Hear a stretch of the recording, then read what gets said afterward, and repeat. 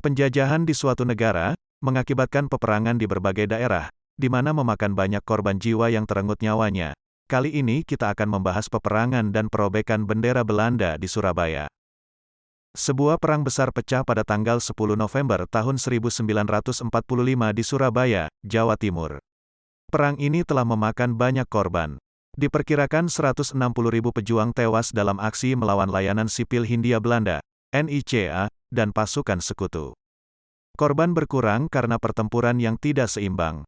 Kebanyakan pejuang hanya memiliki senjata improvisasi seperti paku bambu, sementara tentara sekutu dan NICA menggunakan senjata lengkap pada saat ini.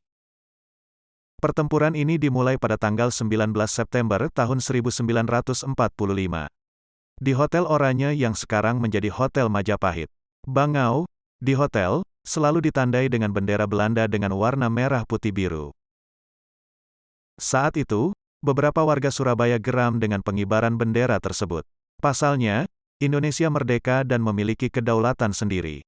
Para pejuang kemudian menyerbu Hotel Oranye untuk menuntut penurunan bendera Belanda. Namun permintaan tersebut tidak digubris oleh orang-orang Belanda yang sedang menginap di Hotel Orange saat itu. Mereka bahkan dengan arogan menyangkal ukurannya.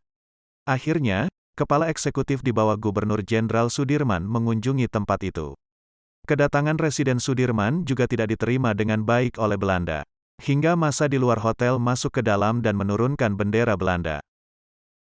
Bendera Belanda itu kemudian dirobek dari biru hingga hanya tersisa merah putih, lalu berkibar lagi. Sobeknya bendera tersebut rupanya membuat marah pihak Belanda yang menolak mengakui kemerdekaan Indonesia.